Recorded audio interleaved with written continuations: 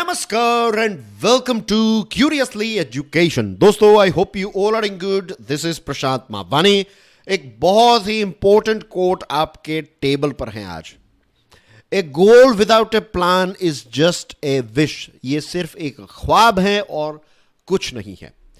दोस्तों, आज आपके साथ एक बहुत ही इंपॉर्टेंट टिप मैं शेयर करना चाहता हूं. राइट, कभी फ्यूचर में इस पर भी हम विस्तार से चर्चा करेंगे, लेकिन आज के लिए एक बहुत ही छोटी सी बात आपको करना चाहूंगा. और मैं चाहता हूं कि जो लोग इस प्रॉब्लम को फेस कर रहे हैं, राइट, आप कोई चीज करना चाहते हैं, इट कैन बी एनीथिंग, जो भी चीजें, एक्सरसाइज हो, स्टडीज के साथ जुड़ी हुई कोई चीज हो, किताबें पढ़ना, what ever it is, family के साथ टाइम स्पेंड करने की बात हो, वट एवर, जो भी चीज है, राइट, जो भी आपका गोल है या फिर गोल्स हैं, उनको हम पता है अचीव क्यों नहीं कर पाते. वैसे तो कुछ रीजंस हैं, लेकिन ये कुछ रीजंस में से एक सबसे इंपॉर्टेंट रीजन जो है, दैट इज कि ये जो हमारे गोल्स होते हैं उनको हमेशा हम इनटेंजिबल रखते हैं. यस, आपने सही शब्द सुना है. Let me right it down here. Intangible, यानी कि ये जो गोल्स होते हैं ना, वो हमारे दिमाग में ही होते हैं. ये दिमाग में नहीं होने चाहिए, या सिर्फ ये दिमाग में नहीं होने चाहिए. It is very very important कि आप अपने गोल्स जो हैं उनको एक फिजिकल फॉर्म दें. कंफ्यूज्ड? आप सोच रहे होंगे कि सर अभी गोल्स अचीव नहीं हुए हैं तो उनको हम फिजिकल कैसे कर सकते हैं. You can do it. बहुत ही स्मार्ट तरीका है. You know how? with the help of a pen and paper. एक बार आपने अपने जो भी गोल्स हैं उनको लिख लिया, दैट मीन्स भले ही वो फ्यूचर के हों, भले ही वो एक हफ्ते के बाद का गोल हो, एक महीने के बाद का हो, 6 महीना, 1 साल, 10 साल, what ever it is, right, time duration doesn't matter. एक बार आपने उस चीज को लिख लिया. जब आप लिखना स्टार्ट करेंगे, कोई भी चीज अगर मैं लिख लेता हूं, लेट्स से सुबह उठकर मैंने ये चीज लिखी, एक पेपर लिया, एक नोटबुक ली, एक पेपर लिया और उस पर मैंने लिखा 3 थिंग्स, राइट. एक तो मैं करूंगा एडिटोरियल एंड आर्टिकल एनालिसिस वाला एक वीडियो, राइट. दूसरा, कोई एक करंट अफेयर का जो टॉपिक चल रहा है उस पर मैं एक वीडियो बनाऊंगा. नंबर 3 इज, लेट्स से कि I will do exercise. Exercise के साथ साथ आई विल ऐड मेडिटेशन. उसके साथ I will add, let's say, a reading session as well. तो ये 3 चीजें मैंने ऐड कर दी. अब जब मैंने ये चीज़ें लिख ली तो क्या हुआ, ये फिजिकल फॉर्म में मैंने इनको टेंजिबल बना दिया. मैं इनको छू सकता हूँ, इनके साथ चेंजेस कर सकता हूँ. अब मैं यहाँ पर टाइम ऐड कर सकता हूँ कि सबसे पहले कौन सी चीज़ है, what is the most important thing for me. Of course it is my being. तो मैं सबसे पहले क्या करूँगा, एक्सरसाइज और ये सारी चीज़ें. उसके बाद आई विल डू मेडिटेशन. उसके बाद I will read something good. उसके बाद I will start doing for someone else, यानी कि आप सबके लिए कुछ करने की बात जब आती है तो एडिटोरियल एंड आर्टिकल एनालिसिस के वीडियोस बनाने की शुरुआत कर दूंगा. उसके बाद प्रोफेशन को लेकर कोई स्टेप्स उठाने हैं, then I will make one current affairs वाला video. So this is the thing, you know. तो अब फिजिकल फॉर्म दे दिया, टाइम इसको दे सकता हूं, और क्योंकि ये गोल्स जो हैं ये फ्यूचर के साथ जुड़े हुए, आज का दिन जो है उसमें भी अभी मैं जो चीज़ें आपके साथ डिस्कस कर रहा हूँ, 10 मिनट के क्या बाद क्या हो सकता है, आई एम नॉट श्योर. तो always keep a space to change the time. ऐसा बिल्कुल नहीं होगा कि आपने लेट्स से ऐसा लिखा कि 12 बजे से लेकर 1 बजे तक I will read, let's say, XYZ, जो भी एक किताब है या फिर जो भी चैप्टर आप पढ़ना चाहते हैं, आपने वो टाइम लिखा. फिर ऐसा हुआ कि आप अभी बस स्टडीज कर ही रहे थे तो लाइट चली गई, या फिर कोई काम आ गया तो आपके पेरेंट्स ने आपको बुलाया for what ever reason, 2 minute 5 minute के लिए है, कोई चीज़ आपको करनी पड़ी. तो ऐसा नहीं है कि अब ये यहाँ पर मैं कंटिन्यूएशन में 60 मिनट्स काम करने वाली थी या फिर स्टडीज़ करने वाली थी, अब ये डिस्टर्ब हो गया तो पूरा दिन वेस्ट हो गया. नहीं, इट्स ओके, राइट. यहाँ पर फिर से आप 12 से 1:10 कर दीजिए, 1:15 कर दीजिए, जो भी है, राइट. चेंजेस करते रहिए एंड यू विल सी कि आप अपने गोल्स जो हैं उनको अचीव करने में और ज़्यादा, you will find energy, you will find your self more focused. जो घोड़ा होता है उस पर ब्लिंकर्स लगाते हैं ना, कि घोड़ा जो है वो साइड का ना देख सके, वो सीधा स्ट्रेट ही देखे. तो ये जो शेड्यूल होता है हमारा, ये जो चीज़ें हम लिख देते हैं, दिस इज आवर ब्लिंकर्स। ये हमें एक कंपार्टमेंट में फिक्स कर देता है, उसके बाहर हम जाते ही नहीं है। तो this is a very very important tip. मुझे लगता है कि ये चीज़ जो है वो सभी को पता होनी चाहिए। एंड तैयारी कैसे करते हैं उसके पॉइंट ऑफ व्यू से देखें तो this is a very important topic that we have just discussed. Welcome to editorials and articles analysis. दोस्तों आज सैटरडे है और आपको याद होगा जो इस सीरीज को लंबे समय से देखते हैं तो you know it very well right कि ये जो सैटरडेज होते हैं ना उसमें सबसे बड़ा चैलेंज ये होता है कि आर्टिकल्स की बहुत कमी होती है, अच्छे आर्टिकल्स की। तो बहुत सारे आर्टिकल्स को पढ़ने के बाद फिल्टर करके कुछ आर्टिकल्स मिलते हैं और सैटरडे एक ऐसा दिन होता है जब जो टॉप ये जो मोटिवेशनल कोट्स होते हैं तो उनके साथ में कुछ प्रैक्टिकल टिप्स ऐड करने की भी कोशिश करता हूं। तो वो चीज़ हमने ऑलरेडी कर ली है, ठीक है। तो now dear friends let's talk about a very interesting article, right. This one is about Udan, उड़े देश का आम नागरिक, the unstoppable Udan of India's civil aviation. India is the world's third largest domestic civil aviation market after China and the US. The Indian domestic passengers have doubled since 2014. ये पूरा जो article है, ये पूरे जो चीज़ें हम डिस्कस करने वाले हैं, जो पॉइंट्स आप अपनी स्क्रीन पर देखेंगे, दे आर फैक्ट्स और फैक्ट्स के आधार से हम चीज़ों को समझने का प्रयास करने वाले हैं, राइट। तो देखिए डोमेस्टिक एविएशन जो है अगस्त महीने की बात है, अगस्त 2023 में इसमें 23.13% का ग्रोथ हमें देखने को मिला। पैसेंजर ट्रैफिक जो है ये 148.27 लाख पहुंच गया और दिस इटसेल्फ इंडिकेट्स के पैंडेमिक के बाद ये जो सेक्टर है, ये जो इंडस्ट्री है वो काफ़ी रेजिलियंट तरीके से फिर से बैक टू नॉर्मल होती है। इनफैक्ट बैक टू नॉर्मल जो नॉर्मल था उसको भी ब्रीच करके एक नए ही लेवल पर हमारी एविएशन इंडस्ट्री जो है वो पहुंच रही है। जनवरी से अगस्त 2023 का आंकड़ा देखिए, 1190.62 लाख पैसेंजर्स जो हैं उन्होंने एरोप्लेन्स का इस्तेमाल किया, राइट। फ्लाइट्स लेकर वो एक जगह से दूसरी जगह पर गए और लास्ट ईयर के कंपैरिजन में same months, right, same period, लेकिन 2022 अगर आप देखेंगे तो उसके कंपैरिजन में ये 38.27% ज़्यादा है। और अगस्त 2023 जो है इसमें कैंसलेशन का रेट जो है इट इज़ जस्ट 0.65%। तो अगस्त में 288 पैसेंजर्स जो हैं उन्होंने कंप्लेंट्स की आउट ऑफ 10,000। तो मीन्स टोटल इतनी कंप्लेंट्स हुई, दैट मीन्स के 10,000 में नॉट सॉरी ये जो टोटल 288 पैसेंजर कंप्लेंट्स है अगस्त महीने की, एक महीने में ऑल अक्रॉस इंडिया, और 10,000 पैसेंजर्स का अगर आप परसेंटेज निकालें तो इट इज़ जस्ट 0.23%। अब ये कंप्लेंट्स की बात हम क्यों कर रहे हैं पता है? दिस मीन्स कि इंडस्ट्री जो है वो काफ़ी ज़्यादा मैच्योर होती जा रही है, सर्विसेज जो हैं वो ऑल अक्रॉस द बोर्ड काफ़ी अच्छी होती जा रही हैं, कंप्लेंट्स जो हैं वो कम हो रही हैं, कैंसलेशन के रेट्स जो हैं वो भी कम हो रहे हैं, कस्टमर का सेटिस्फैक्शन जो है वो इंक्रीज़ हो रहा है। और ये सारी चीज़ें जो हैं वो एक इंडस्ट्री जब मैच्योर होती जा रही हैं, जब वो मैच्योरिटी से आगे बढ़ रही होती हैं, तो ये सारी चीज़ें आपको देखने को मिलती हैं। तो union civil aviation minister Scindia साहब जो हैं उन्होंने ये भी कहा कि ये जो रिजल्ट हैं, ये सस्टेन्ड ग्रोथ जो नज़र आ रहा है, it is because of collective efforts. तो यहाँ पर सरकार ने, कस्टमर्स ने, फिर जो एविएशन इंडस्ट्री में जितने भी लोग हैं, पायलट्स, एरोस्ट्रेस, लगेज वाले लोग, security, everyone played there bit, उन्होंने सब ने मिलकर ये कलेक्टिव एफर्ट्स डाले और इसकी वजह से पैसेंजर्स जो हैं उनके लिए अब उड़ना जो है it has become a very common thing, right, and that's what we want. Domestic passenger के मीन्स 2014 के कंपैरिजन में अगर आप देखेंगे तो डोमेस्टिक पैसेंजर्स जो हैं उनका आंकड़ा डबल हो चुका है। It was 60 million in 2014, it is 145 million now. International passengers में भी आंकड़ा जो है उसमें एक ज़बरदस्त उछाल हमें देखने को मिला है। और उड़ान स्कीम जो है इससे क्या हुआ है पता है? उड़ान से हमारे देश में सिविल एविएशन जो है ना ये डेमोक्रेटाइज्ड हो गया। पहला ऐसा हुआ, एक वक्त था जब प्लेन में बैठना अपने आप में बहुत बड़ी बात थी। प्लेन में से जब लोग उतरते थे, एयरपोर्ट पर लोग जाते थे, तो it was a big thing कि भाई एयरपोर्ट जा रहे हैं, right. But this is very common this days, अब बहुत ही कॉमन चीज़ हो गई है। And that's what we want कि हर एक इंसान जो है, हर एक सिटीजन हमारे देश का जो है वो अगर कहीं पर ट्रैवल करना चाहते हैं वो इजीली फ्लाइट को अफोर्ड कर सकते हैं, यही चीज़ चाहते हैं। ये सारी चीज़ें जो है ना वो यूएसए में एक लंबे समय से हैं, राइट। ऑफ कोर्स यूएसए हमसे बहुत ही आगे है in terms of money, economy etcetera.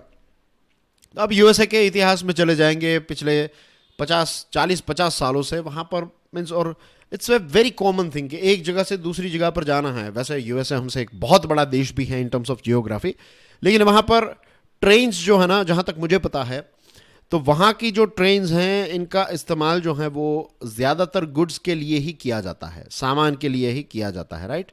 Train का नेटवर्क भी यूएसए का काफ़ी अच्छा है, but it is only for सामान।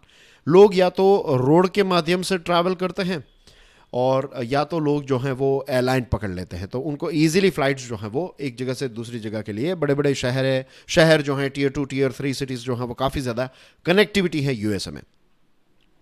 So this is the thing.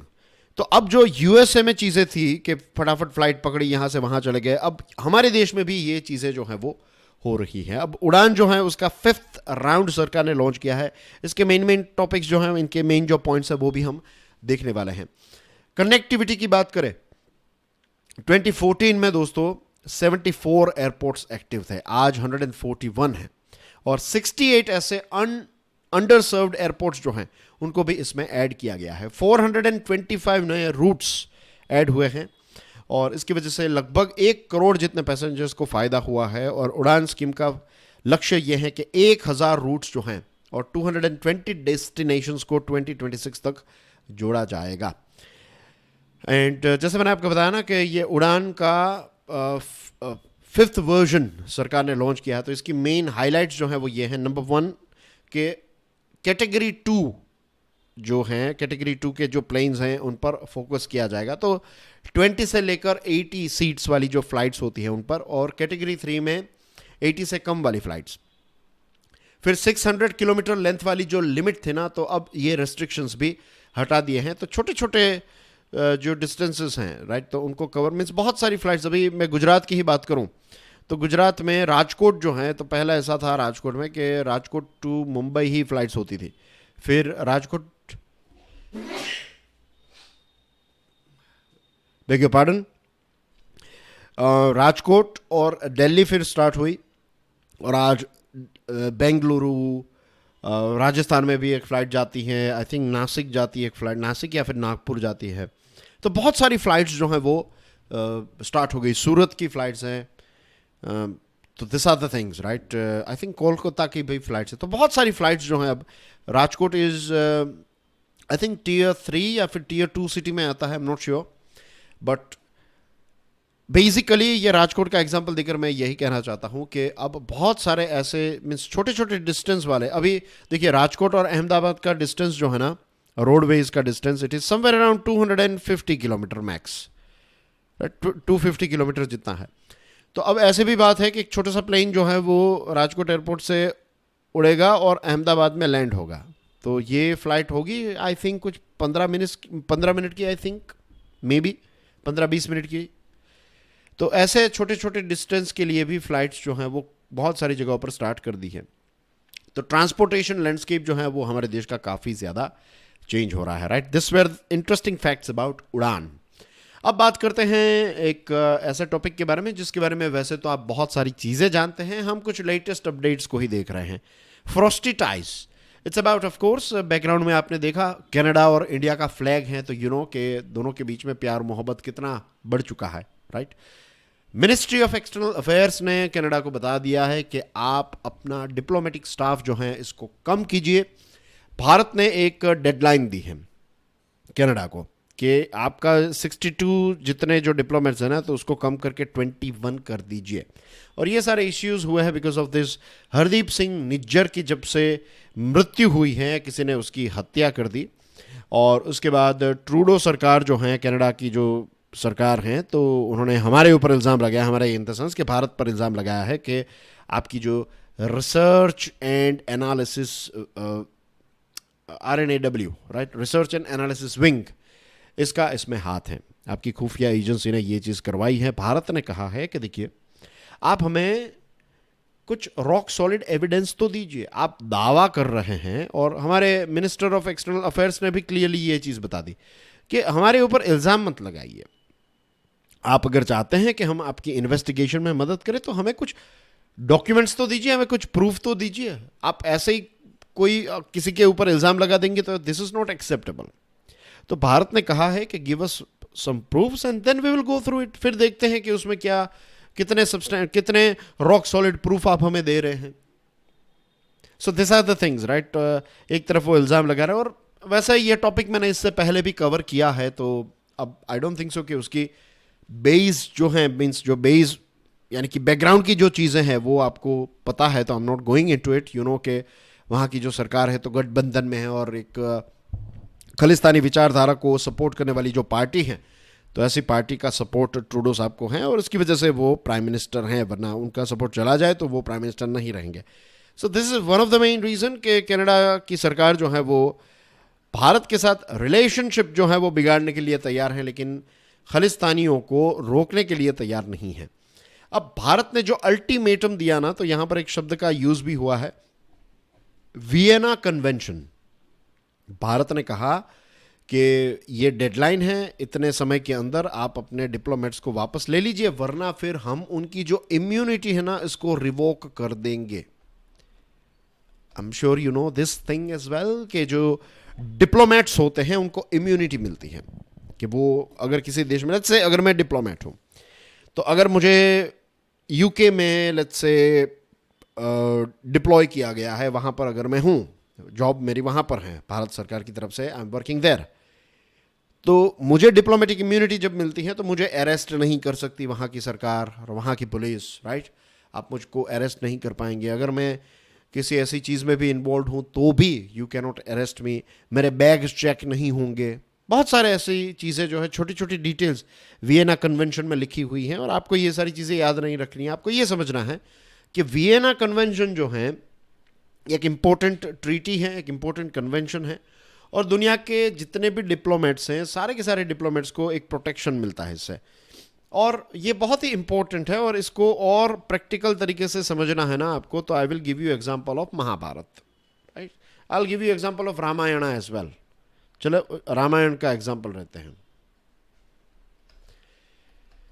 And I am sure, again I am assuming कि आप सबने जो पुरानी वाली रामायण है ना वो देखी होगी। ना ही बहुत सारी रामायण शायद आई है, लेकिन मुझे तो सबसे पुरानी जो थी, रामानंद सागर साहब की जो रामायण थी, वो मुझे सबसे पसंद है। वो काफ़ी क्लासिक हैं, राइट।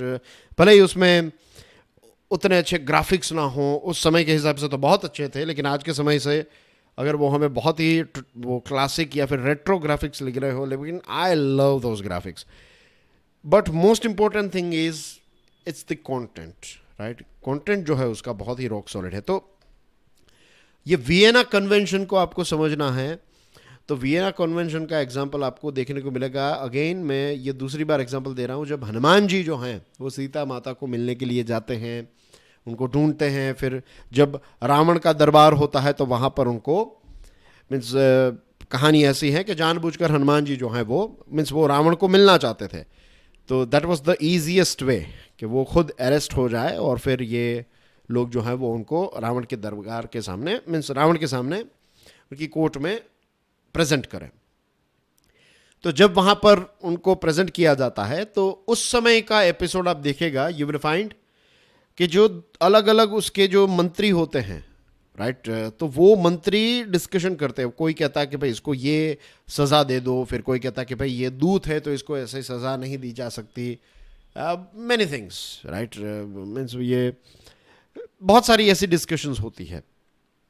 और कृष्ण भगवान का भी एग्जाम्पल आप इसमें ले सकते हैं कि जब वो अगेन दुर्योधन को मिलने के लिए जब गए थे, इसके बारे में भी हमने डिस्कशन की थी, राइट, फाइनल वार्निंग के लिए, तब भी कहा जाता, मीन्स उस समय पर भी मेंशन था ना कि जो दूत होता है, मैसेंजर होता है, आप उसको किसी भी प्रकार की चोट नहीं पहुंचाएंगे, उसको आप इम्यूनिटी देंगे।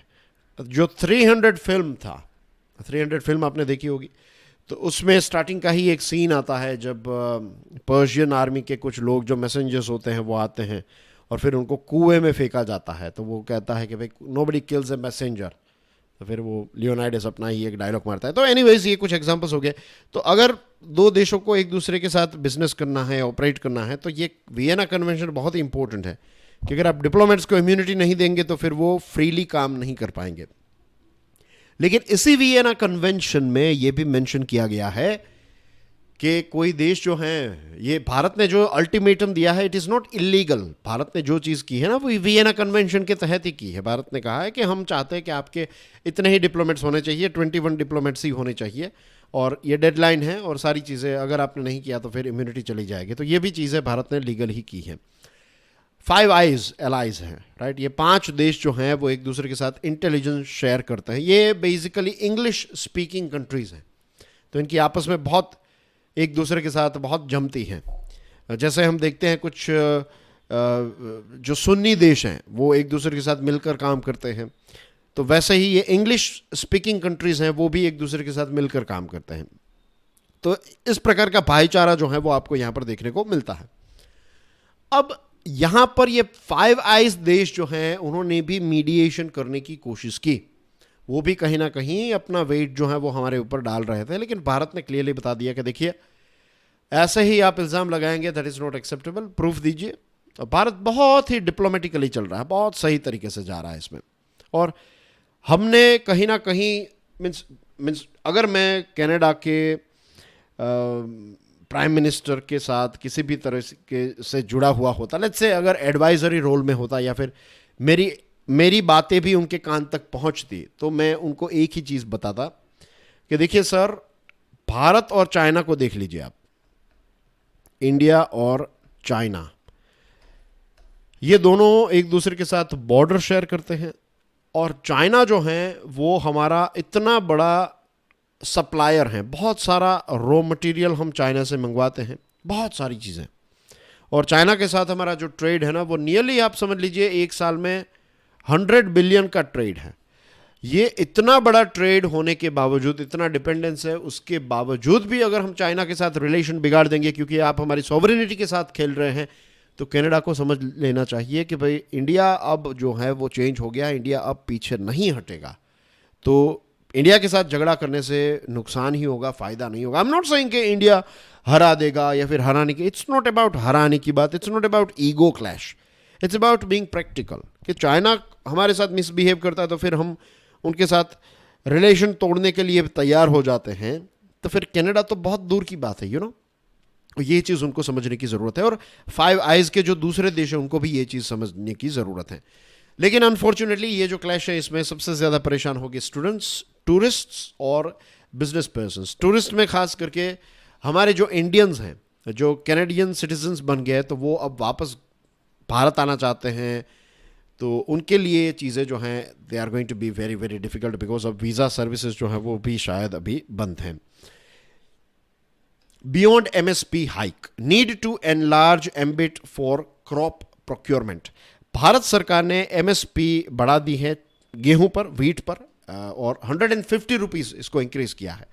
तो अभी गेहूं की प्राइस जो है, मिनिमम MSP की प्राइस है 2275 रुपीज़ पर क्विंटल। क्विंटल यानी कि कितना पता होना चाहिए, नहीं पता है तो इसको, ऐसी चीज़ें जो है ना, जब भी नहीं पता हो तो गूगल कर लीजिएगा। 100 kilo is equal to 1 quintal. तो ये जो गेहूं है उसकी प्राइस, मिनिमम प्राइस क्या हो गई, 22.75 रुपीज़ पर किलो, इज़न्ट इट। और ये 24-25 का जो राबी मार्केटिंग सीजन है उससे इम्प्लीमेंटेशन में आ जाएगा। मोदी सरकार जब से आई है तब से ये सबसे बड़ा, तब से लेकर आज तक का ये सबसे बड़ा MSP का इंक्रीज है, and it's going to impact 2 states. एक है Madhya Pradesh and the second one is Rajasthan. अब देखिए भाई और बहनों, ये करना पड़ता है, दिस इज पॉलिटिक्स, राइट, क्योंकि यहाँ पर इलेक्शंस होने वाले हैं। एंड दिस 2 स्टेट्स जो हैं ये दोनों हमारे वीट ग्रोइंग स्टेट्स हैं मित्रों। तो अब यहाँ पर MSP की जो प्राइस इंक्रीज होगी तो इससे क्या होगा कि वहाँ के जो किसान हैं उनको डायरेक्टली एक लाभ मिलेगा। ये हर एक सरकार जो है वो, मीन्स कोई भी होता, अगर आप भी मोदी साहब की जगह पर होते तो आप भी ये चीज़ करते, हर कोई करेगा, राइट। अपने किसान जो हैं तो उनको पॉजिटिवली अगर कोई फ़ायदा पहुंचाया सकता है तो फिर वो कोशिश जो है वो हर एक सरकार करेगी।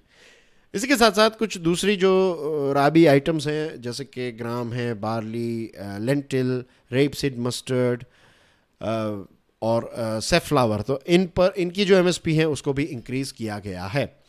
2020 में सेंट्रल गवर्नमेंट ने फार्म लॉज निकाले, और मैंने कई बार ये चीज़ बताई थी कि फार्म लॉज में उतनी बुराई नहीं थी, फार्म लॉज में डिस्कशन नहीं हुई, that was the biggest issue. Farm law अच्छे हैं बुरे हैं वो हमें अगर पता नहीं है, दैट इटसेल्फ मीन्स कि सरकार ने उस पर इतनी अच्छी कोई डिस्कशन नहीं की थी। कुछ 10-15 मिनट के अंदर या फिर उससे भी कम वक्त के अंदर इंपॉर्टेंट फार्म लॉज जो हैं उनको पास कर दिया। फिर 1 साल तक ये फार्मर्स जो हैं उन्होंने प्रोटेस्ट किया और फाइनली सरकार ने इन लॉज को हटा दिया, right. In laws in the sense कि ये जो लॉज है इनको हटा दिया, नॉट सरकार के इन लॉज को, यू नो। तो अब सेंटर जो है उन्होंने एमएसपी को ऑफ कोर्स इंक्रीज किया है।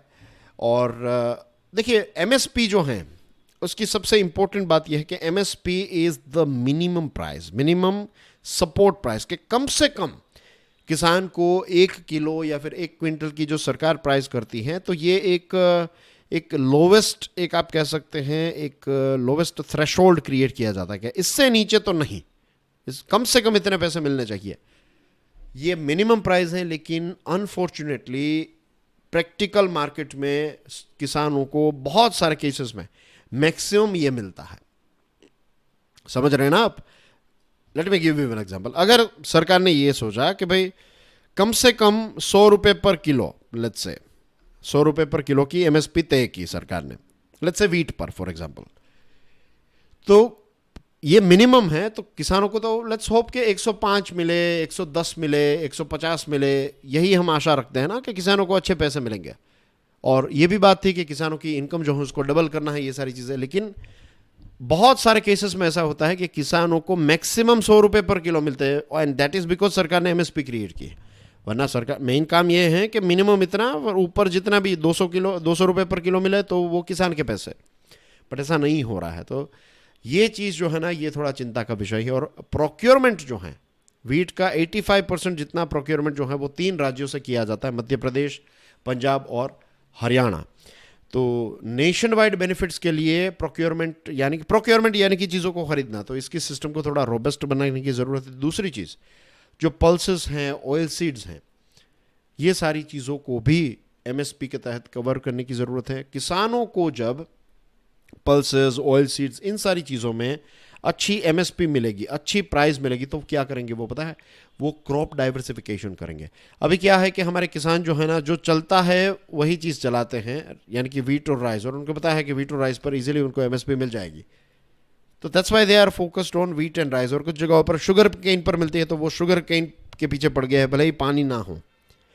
तो जो चीज़ों की खामी है उन चीज़ों पर एमएसपी दी जाए, रेम्यूनरेटिव प्राइस दी जाए, उनको थोड़ा प्रॉफिट कमा सके, ऐसी चीज़ें, ऐसा वातावरण क्रिएट किया जाए, प्रोक्योरमेंट फटाफट हो जाए, स्टोरेज की फैसिलिटी, ये सारी चीज़ें अगर हम करेंगे तो किसान जो है वो क्रॉप डाइवर्सिफाई भी करेंगे और फिर ऑयल सीड्स और ये सारी चीज़ें हमें बाहर से मंगवानी नहीं पड़ेगी। Last one is about import climb down, right. Screen पर आप देख सकते हैं ना, शोरूम्स में लैपटॉप्स हैं। तो सरकार ने कुछ समय पहले ऐसा एक बैन लगाया था। बैन इन द सेंस सरकार ने कहा था कि अगर आपको ये लैपटॉप्स और ये सारी चीज़ें इंपोर्ट करनी है तो आपको लाइसेंस लेना पड़ेगा। तो मीन्स बहुत ही आईटी इंडस्ट्री पूरी डिस्टर्ब हो गई कि भाई लाइसेंस अगर लेना पड़ेगा तो this is not going to be helpful. अभी हम बहुत सारे लैपटॉप्स और ये सारी चीज़ें बाहर से ही मंगवाते हैं, बाहर से ही ये सारा कंपोनेंट आता है। फिर सरकार ने इंडस्ट्री की बात सुनी और सरकार ने कहा कि चलो कोई बात नहीं, ये सितंबर 2024 तक इसको डिले किया जा रहा है। लाइसेंसिंग सिस्टम जो है तो इसको नवंबर तक, नेक्स्ट ईयर नवंबर तक इसको डिले किया गया। तो इंडस्ट्री ने कहा चलो ठीक है। अब ये बात थोड़ी मीन्स ईजी टू अंडरस्टैंड है। This is creating a balance कि सरकार चाहती है कि हमारे देश में प्रोडक्शन बूस्टअप हो, तो इट्स ए गुड थिंग। लेकिन प्रोडक्शन बूस्टअप के लिए आप all of the sudden brake लगा देंगे तो दैट विल नॉट हेल्प। धीरे धीरे करके ब्रेक लगाइए, धीरे धीरे करके सपोर्ट प्रोवाइड कीजिए ताकि यहाँ पर प्रोडक्शन जो है वो स्टार्ट हो जाए। और दूसरी जो चीज़ है हमारे यहाँ पर वो ये है कि अगर हम यहाँ पर प्रोडक्शन करते हैं तो quality is the most important thing, right. Number 1, अच्छी बेटर क्वालिटी, ग्लोबल क्वालिटी के प्रोडक्ट्स यहाँ पर बने एंड ग्लोबल कॉम्पिटिटिव प्राइजेस हों। This are the 2 important things, right. अब इंपोर्ट बिल की बात करें तो 2022-23 में हमने $5.33 बिलियन के पीसीज को इंपोर्ट किया और 21-22 बिकॉज लॉकडाउन के समय पर बहुत ज़्यादा हाइप हुआ था, तो उस समय पर $7.37 बिलियन। उसके बाद लगभग सभी के पास लैपटॉप आ गया, तो फिर उसके बाद इसकी उतनी ज़्यादा डिमांड नहीं थी। But anyways China, Singapore, Hong Kong ये कुछ मेजर सोर्सेज हैं, इनसे हम ये सारी चीज़ें मंगवाते हैं। और सरकार का कंसर्न था कि हम चाइना के बहुत सारे प्रोडक्ट्स यूज़ कर रहे हैं, तो इसको थोड़ा कम करने की ज़रूरत है। अब PLI भी लॉन्च की है, production linked in incentive scheme, production linked incentive scheme for IT hardware, और इसका एक नया वर्जन भी अप्रूव हुआ है। लेकिन अभी भी चीज़ें जो हैं वो धीरे धीरे पिकअप हो रही हैं, अभी उतना ज़्यादा इसका बेनिफिट ग्रास रूट लेवल पर हमें देखने को नहीं मिला है, राइट। अभी नई नई कंपनीज आ रही हैं, सारी चीज़ें, बट जैसे मैंने आपको बताया, राइट, इंटरनेशनल स्टैंडर्ड्स का प्रोडक्शन और कॉम्पिटिटिव प्राइजेस, तो ये चीज़ें, और बार बार मीन्स थोड़ा टाइम लगेगा, उसके बाद ये चीज़ें प्राइसेस जो हैं वो सेटल होगी। तब तक सरकार को हैंड होल्डिंग करना पड़ेगा। हैंड होल्डिंग यानी कि अगर हम जब बच्चे होते हैं तो रास्ता क्रॉस करते हैं, तो हमारे पेरेंट्स हमारा हाथ पकड़कर हमें रास्ता क्रॉस करवाते हैं ना, तो वैसे ही अगर डिफ़िकल्ट चीज़ें हैं, सिचुएशन डिफ़िकल्ट होने वाली हैं, तो सरकार थोड़ा हाथ पकड़ लेगी कंपनीज़ का, उनकी मदद करेगी, पैसे प्रोवाइड करेगी, टैक्स में रिलैक्सेशन, ये सारे बेनिफिट्स देगी, तो फिर कंपनीज जो हैं वो फिर बड़ी हो जाएगी। उसके बाद वो खुद के पैरों पर चल सकती है और खुद के पंखों पर उड़ सकती है। ऐसी सिचुएशन सरकार क्रिएट कर सकती है, ठीक है। And that's basically everything in today's discussion, dear friends. This are I think 2 questions for you, right. Number 1 is European Union का top human rights prize, it was created in 1988, और जो एक former Nobel peace prize laureate थे, तो उनके नाम से ही European union जो है एक ह्यूमन राइट्स पीस प्राइज देता है। तो कौन सा वो नाम है, बहुत इंपॉर्टेंट है। And then we have this one as well, Mumbai based drug company है जिसने 144 bottles generic anti depression medicine जो हैं USA की मार्केट में से वापस रिकॉल की हैं, और इसमें मैन्युफैक्चरिंग का इश्यू आया है। तो वो कौन सी कंपनी है, काफ़ी ज़्यादा न्यूज़ में है ये company. And that's basically everything in today's discussion, dear friends, right. तो एज यू नो कि टुडे इज़ सैटरडे, और कल क्या है, कल है फंडे। फंडे नहीं, मैंने संडे कहा। यस, कल संडे है, तो कल ये लेक्चर, ये सीरीज जो है ये नहीं होगी, right. Now I will see you on Monday as far as this particular lecture is concern. But मेरे दूसरे वीडियो, एक वीडियो आपको मिलेगा, आई थिंक वो स्टडी क्लोज पर ही लॉन्च होगा, will see. So that's basically everything from my side. Thank you very much for your love and support. God bless you all. Jai Hind.